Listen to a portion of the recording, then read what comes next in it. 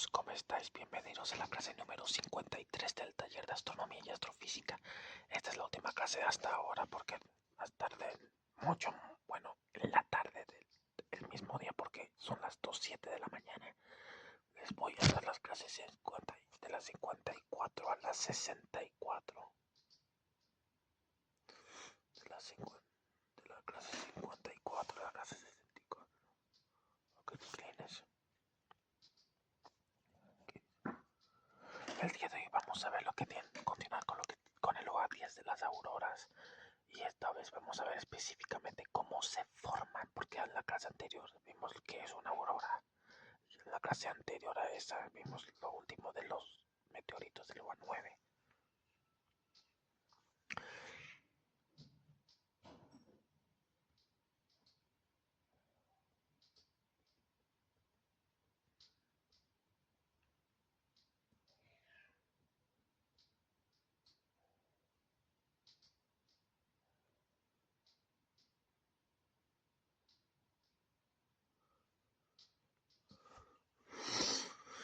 Bueno, así.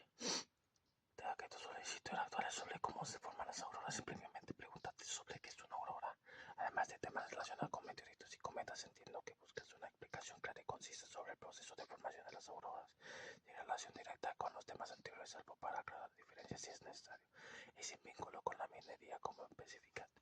Esta respuesta proporcionará una descripción detallada y actualizada hasta julio de 2025 sobre cómo se forman las auroras basadas en datos científicos con un enfoque en los procesos físicos y químicos involucrados. Incluiré un gráfico para ilustrar la relación entre la latitud de los colores de las auroras y dices bla bla bla bla bla bla bla bla.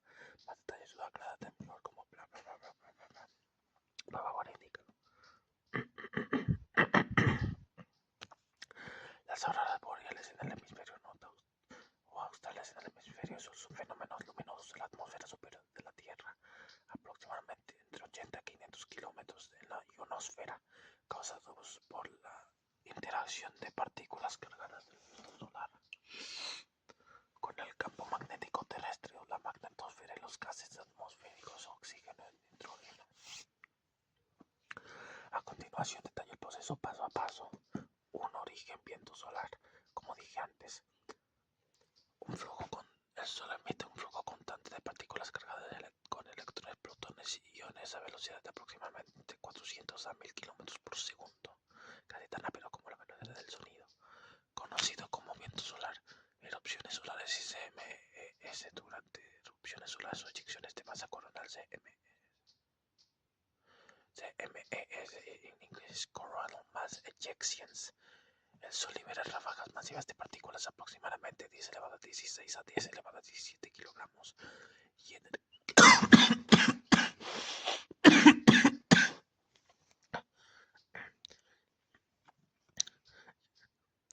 intensificando el viento solar. Estas son más frecuentes durante el máximo solar, aproximadamente 11 años próximo en 2025. Datos: las CMES pueden viajar aproximadamente a 3000 km por segundo y llegar a la Tierra en aproximadamente 1 a 3 días, según observaciones de COHO.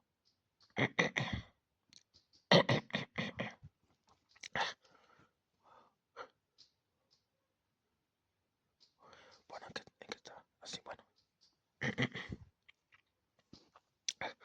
Según observaciones de SOHO, NASA ESA 1995-2025 y Solar Orbit 2020-2025. 2. Interacciones con la magnetosfera. Campo magnético terrestre. La magnetosfera entre aproximadamente 10 a 60.000 kilómetros de latitud actúa como un escudo desviando la mayoría de las partículas del viento solar. Líneas de campo. Las partículas cargadas son canalizadas hacia los polos magnéticos aproximadamente 60 a 75 grados de latitud. A lo largo de las líneas del campo magnético formando los óvalos aurorales. Tormentas geomagnéticas. Durante CMS o coronas más hechizos, la magnetosfera se comprime, permitiendo que más partículas penetren hacia los polos intensificando las auroras. Índice Kp mayor a 5 de conexión magnética en la cola de la magnetosfera, aproximadamente 100.000 kilómetros del lado 2. Las líneas de campo reconectan acelerando partículas hacia la atmósfera. 3. Colisión con la atmósfera. Región. Con la atmósfera. Región. Las partículas alcanzan la ionosfera aproximadamente, como dije antes, de 80 a 500 kilómetros, donde chocan con moléculas de oxígeno O2 y nitrógeno N2. Excitación. Las partículas del viento solar, principalmente 1 a 10 GeV, transfieren energía a los átomos excitándolos a estados de mayor energía. Emisión de luz. Al volver a su estado basal, los átomos liberan energía en forma de fotones, produciendo colores característicos. Verde, 557.7 nanómetros. Oxígeno atómico aproximadamente, hecho con el oxígeno atómico aproximadamente 100 a 150 kilómetros. Rojo, aproximadamente 630 nanómetros. Oxígeno atómico aproximadamente 200 a 300 kilómetros en la ionosfera. Azul púrpura, 427.8 nanómetros. Nitrógeno molecular ionizado aproximadamente entre 80 y 150 kilómetros. Otros rosa y blanco, combinaciones de nitrógeno y oxígeno a diferentes altitudes.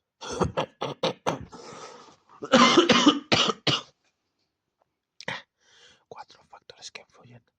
Actividad solar más auroras durante el máximo solar, aproximadamente 2025, tormentas geomagnéticas, escape mayor a 5. Según datos de NOAA, WPS, latitud magnética más visibles en los óvalos aurorales, aproximadamente 60-75 grados, como Noruega, Canadá, Boreales o Antártida,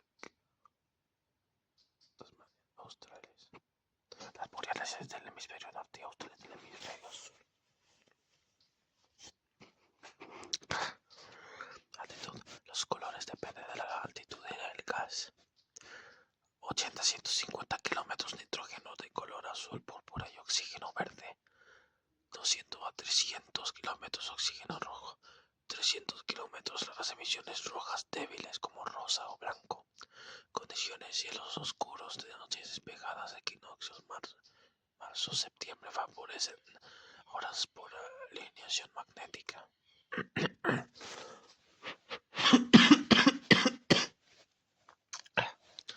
Meteoros. Los meteoros son destellos de meteoroides quemándose aproximadamente 50 a 120 kilómetros.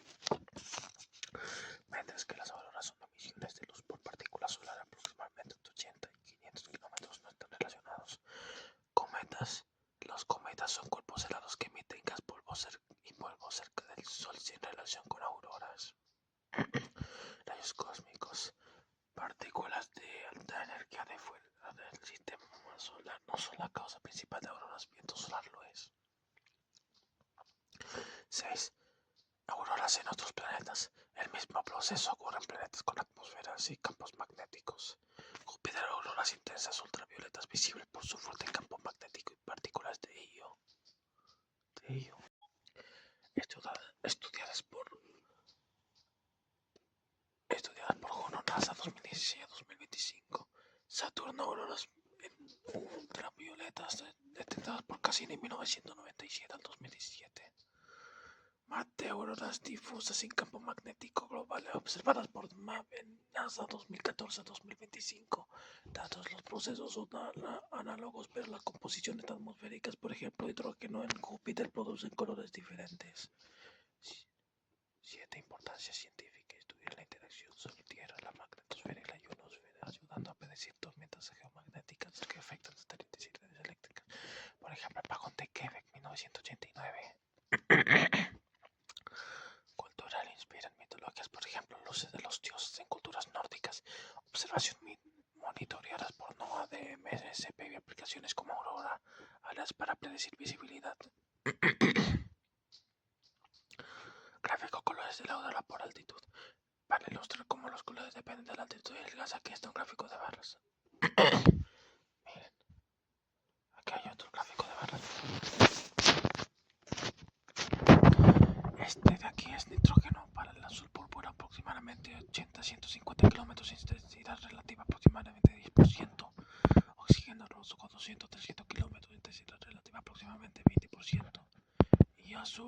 oxígeno verde aproximadamente 100 a 150 kilómetros. 100 a 150 kilómetros de intensidad relativa, aproximadamente 70%. Explicación del verde oxígeno, aproximadamente 100 a 150 kilómetros es el color más común, aproximadamente 70%, seguido del rojo oxígeno, aproximadamente 200 a 300 kilómetros, aproximadamente 20%, y azul púrpura, nitrógeno, aproximadamente 80 a 150 kilómetros, aproximadamente 10%, según observaciones terrestres. Conclusión: las auroras se forman cuando partículas cargadas del viento solar emitidas por erupciones solares o CMS o sea, coronas eyección son canalizadas por la magnetosfera terrestre hacia los polos, donde chocan con oxígeno y nitrógeno en la ionosfera. Aproximadamente 500% de estas colisiones excitan los gases que emiten luz verde, rojo, azul, púrpura. Al excitarse el proceso es más intenso durante tormentas geomagnéticas. Y el máximo solar aproximadamente de 2025, a diferencia de meteoros o cometas, las auroras son fenómenos atmosféricos. Misiones como Juno, Cassini y Maven han estudiado procesos similares en otros planetas, mientras que NOAA y MSP monitorean los suelos. Espero que les haya gustado mucho este vídeo. Esta fue la clase número 53. Nos vemos más tarde en la clase 54, 55.